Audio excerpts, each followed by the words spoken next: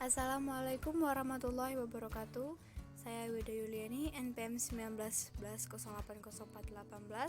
Saya dari semester 3 jurusan Bimbingan Konseling Pendidikan Islam Fakultas Tarbiyah dan Keguruan Universitas Islam Negeri Raden Inten Lampung.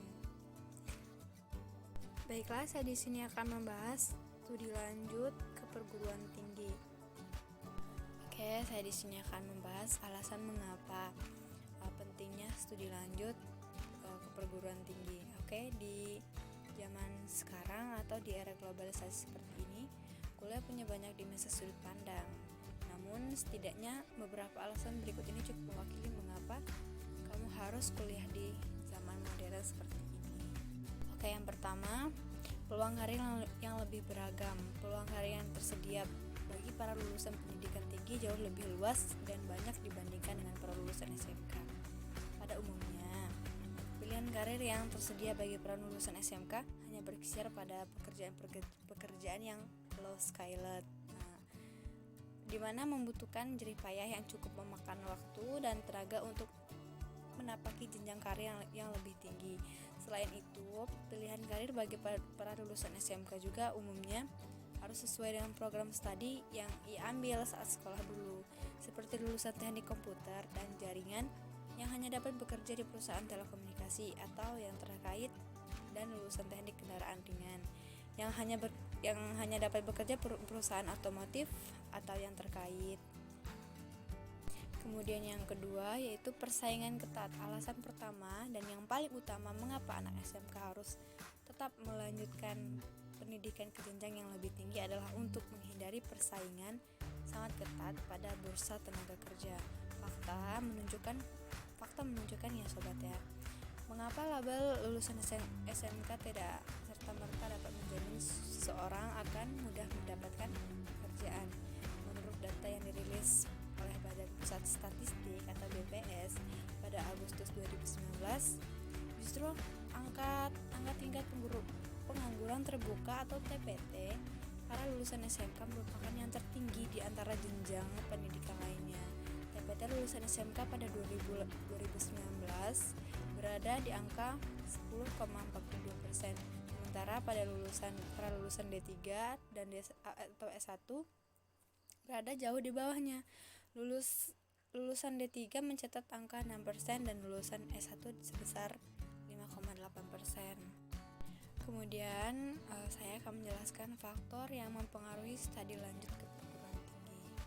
Yang pertama, faktor sosial ekonomi. Faktor status sosial ekonomi orang tua berperan penting dalam kelanjutan pendidikan peserta didik. Peserta didik yang berasal dari keluarga yang dengan ekonomi yang cukup mempunyai kesempatan yang lebih luas untuk mengembangkan kemampuannya melalui pendidikan tinggi dibandingkan peserta didik yang berasal dari keluarga yang ekonominya rendah. Sementara itu, banyak kemudahan yang diberikan perguruan tinggi kepada peserta didik untuk melanjutkan perguruan pendidikan tinggi.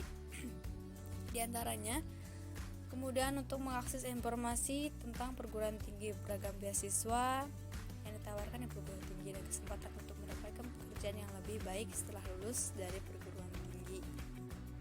Kemudian yang kedua yaitu faktor minat dan kemauan. Minat menjadi motor penggerak untuk dapat mencapai tujuan yang diinginkan. Minat peserta didik melanjutkan pendidikan ke perguruan tinggi adalah kecenderungan yang mengandung unsur perasaan senang, perhatian, ketertarikan, keinginan, kebutuhan, dorongan, dan kemauan untuk melanjutkan pendidikan ke jenjang yang lebih tinggi setelah lulus sekolah menengah, yaitu perguruan tinggi. Pada saat ada kemauan dari peserta didik untuk masuk perguruan tinggi, maka peserta didik tersebut akan berusaha mencapai tujuan tersebut. Dari pengertian tersebut, maka dapat disimpulkan bahwa indikator kemauan adalah keinginan memperdalam ilmu pengetahuan, kemauan ingin mencapai status sosial yang lebih baik, keinginan mengejar karir, dan keinginan belajar lebih lanjut. Dan yang ketiga yaitu faktor cita-cita. Cita-cita merupakan keinginan untuk meraih kondisi yang lebih baik dari keadaan sekarang. Cita-cita seseorang dapat menimbulkan minat peserta didik untuk melanjutkan pendidikan ke perguruan tinggi. Setiap manusia memiliki cita-cita di dalam hidupnya. Nah, termasuk para peserta didik. Cita-cita juga mempengaruhi minat peserta didik melanjutkan pendidikan ke perguruan tinggi. Bahkan cita-cita juga dapat dikatakan sebagai perwujudan dari minat seseorang dalam aspek kehidupan yang di masa yang akan datang, sehingga cita-cita senantiasa dikejar dan diperjuangkan. Cita-cita akan mempengaruhi seseorang memiliki perilaku dengan tujuan dapat mencapai cita-cita tersebut. Seorang peserta didik tentunya tidak ingin putus sekolah, tetapi ingin melanjutkan pendidikan. Cita-cita tersebut akan mempengaruhi semangat peserta didik untuk belajar untuk dapat mencapai cita-cita tersebut. Kemudian faktor yang keempat yaitu faktor lingkungan. Lingkungan sekolah merupakan situasi yang turut serta mempengaruhi minat peserta didik. Guru merupakan salah satu unsur dari lingkungan sekolah. Guru berperan membantu peserta didik memahami diri dan lingkungannya. Membantu peserta didik memelihara dan menumbuh perkembangan potensi dan kondisi positif yang dimiliki peserta didik. Selanjutnya, lingkungan sekolah juga berpengaruh dari teman bergaul peserta didik lebih cepat masuk dalam jiwanya. Sesuai dengan perkembangan peserta didik senang membuat kelompok bergaul dengan kelompok yang disenangi. Bila teman pergaulannya memiliki minat masuk perguruan tinggi, maka minat temannya tersebut akan mempengaruhi dirinya dalam masuk perguruan tinggi.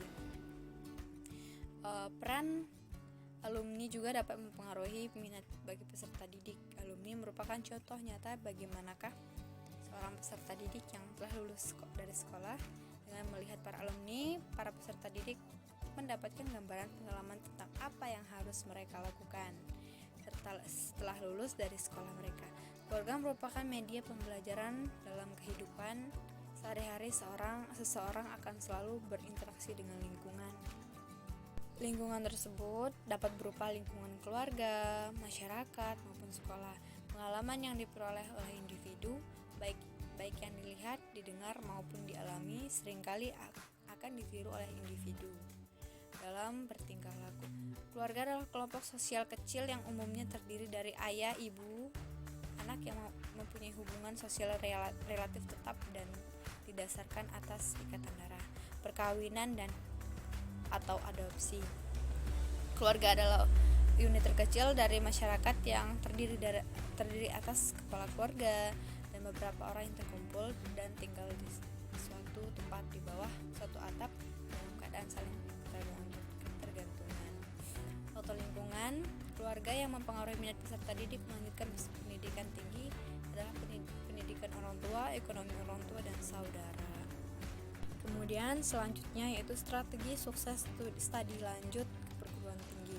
Sebelum mendaftarkan diri ke perguruan tinggi yang akan dipilih, sebaiknya calon mahasiswa mengetahui terlebih dahulu tentang mekanisme penerimaan mahasiswa baru. Karena antara perguruan tinggi dan satu dengan yang lainnya bisa berbeda. Secara garis besar, mekanisme penerimaan mahasiswa baru dapat dibedakan menjadi dua faktor jalur, yaitu jalur tes dan jalur non-tes. Jalur tes terdiri dari beberapa jalur penerimaan mahasiswa baru. Ada 5 faktor yang harus dikuasai untuk sukses masuk perguruan tinggi yang baik, yaitu yang pertama, faktor teknis. Sebelum masuk perguruan tinggi, Anda harus mempersiapkan peralatan yang mendukung terhadap lancarnya tes tersebut. Kalau tes tersebut masih secara massal, maka Anda mempersiapkan alat tulis. Alat tulis itu seperti pensel 2B dan mengisi lembar jawaban komputer yang benar. Apabila tes tersebut menggunakan komputer base, maka Anda harus menguasai perangkat teknologi informasi dan teknis yang untuk menjawab pertanyaan-pertanyaan yang benar. Yang kedua yaitu faktor psikologis. Kebiasaan positif dan mengikuti tes, uji, coba atau try out dan latihan-latihan lainnya dapat membentuk Anda percaya diri. Sikap percaya diri sangat penting untuk masuk ke perguruan tinggi. Yang berikutnya yang ketiga yaitu faktor penguasaan materi tes. Untuk penguasaan materi, Anda perlu menguasai kisi-kisi soal yang berisi tentang pokok-pokok bahasan yang keluar dalam tes dan persentase jumlah soal. Berdasarkan kisi-kisi inilah Anda belajar, Anda menguasai materi Anda mempersiapkan materi. Yang keempat yaitu faktor strategi pengerjaan soal. Dalam setiap kesempatan mengikuti tes, uji coba atau tryout, dibiasakan mengerjakan soal dimulai dari soal yang mudah. Jangan berambisi mengerjakan semua soal. Kebiasaan ini digunakan saat mengikuti ujian nasional perguruan tinggi. Itu yang kelima. Faktor strategi memilih jurusan atau program studi konsultasi dalam memilih jurusan. Sangat penting dalam mengarahkan kemampuan akademik Anda. Memilih jurusan yang tidak sesuai dengan kemampuan akademik hanya akan mengakibatkan tidak diterimanya di perguruan tinggi. Tinggi favorit menjadi harapan setiap calon mahasiswa-mahasiswi. Berikut tips untuk masuk ke perguruan favorit. Di antaranya, yang pertama, tentukan pilihan. Langkah pertama adalah menentukan tujuan berikutnya. Setelah lulus SMK, SMK atau MA, maka kita akan dihadapkan pada persimpangan jalur. Kalaupun kita memutuskan untuk melanjutkan studi ke jenjang perguruan tinggi, kita harus lebih menentukan pilihan. Yang kedua, yaitu ukur kemampuan diri. Jika telah menentukan perguruan tinggi dan jurusan yang diinginkan, cobalah untuk mengukur diri, bandingkan kemampuan diri masing-masing dengan kualitas pilihan kita. Yang ketiga, tetapkan alternatif. Memilih memang sudah ditentukan, namun jangan hanya puas dengan satu pilihan. Kita harus tetap menyiapkan backup plan jika pilihan pertama gagal. Yang keempat, cari informasi jauh-jauh hari sebelum memasuki dunia kampus. Cobalah untuk mencari informasi sebanyak mungkin. Di zaman modern ini tentu tidak sulit untuk mencari informasi. Kita bisa mencarinya melewati Google atau informasi yang lainnya. Yang kelima, perbanyak ilmu. Perbanyaklah ilmu pengetahuan terutama seputar jurusan yang akan Anda pilih.